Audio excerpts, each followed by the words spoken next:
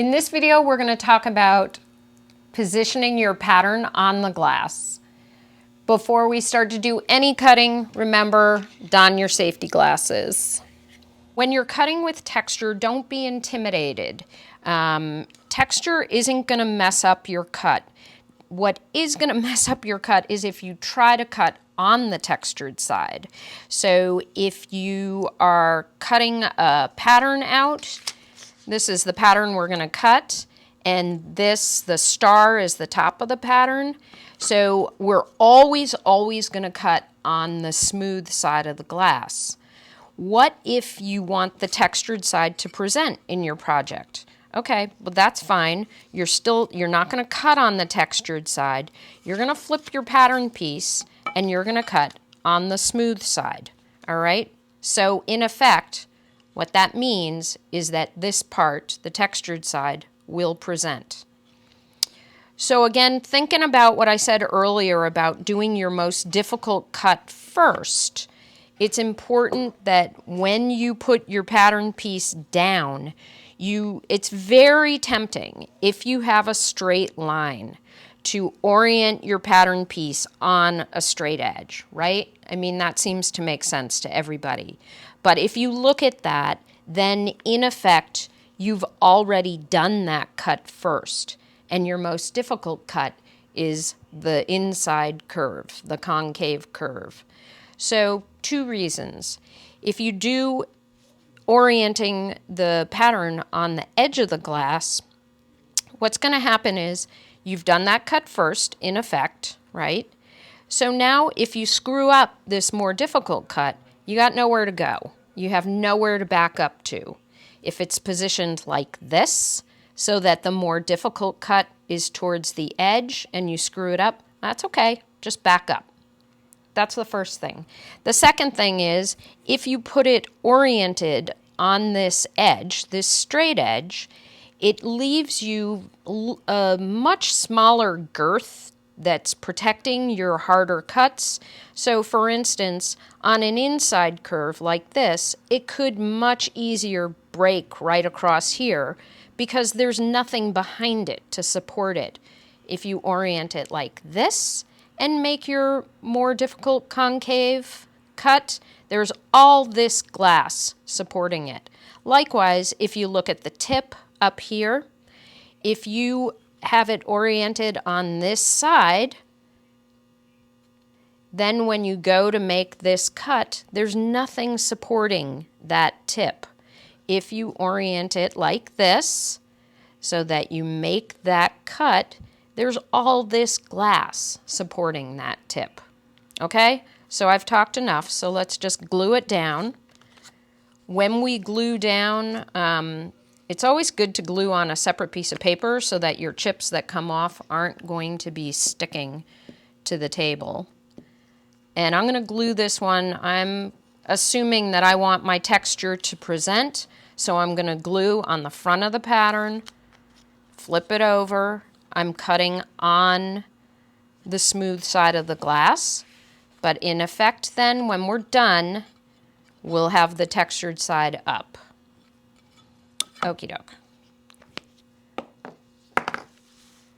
So I'm going to use the pistol grip now for a while because my wrist is not that strong and it makes for a much easier cut.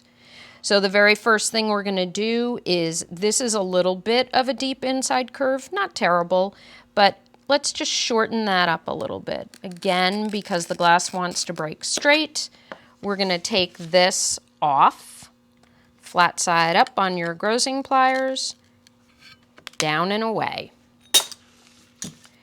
Now it's freed us up so that we can get that little scoop out. Just try to do a little bit at a time. You wouldn't try to go inside and then go around that corner and then go all the way to the top.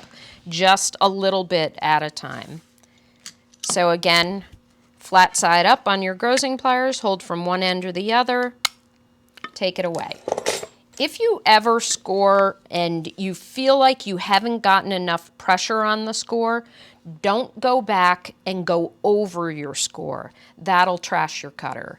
Just abandon that score and move to a different area.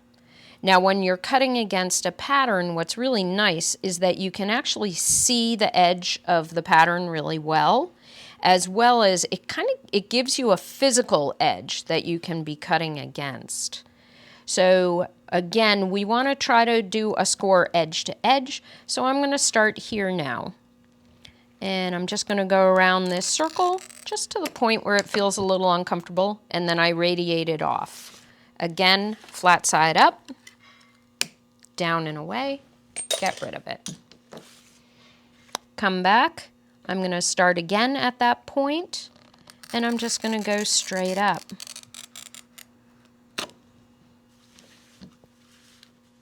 Flat side up, down and away.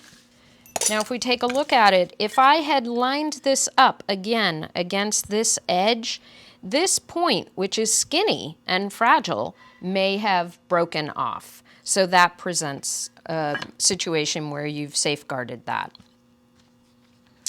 I'm going to show you a little cheat, which is I've been saying all along that you need to score edge to edge. Here's a cheat. If you want to start on your pattern, you start right on the corner of your pattern, score all the way across so that you're sure that you're right near your pattern, and then go back and connect the score to the other side. What that accomplishes for you is that sometimes if you're trying from the edge to get in, it's really hard to hit that pattern right. So if you start right on the pattern, score along it, and then go back and complete your score. The whole idea is just to complete the score. I'm going to go now down this long side, and that's a super easy cut. And before I do that, I'm going to get some of the chips off of my surface. Any cutting surface that's firm is a good cutting surface. Usually we just cut right on wood, just on our wood tables. The white paper is for the benefit of y'all, so that you can see better what I'm doing.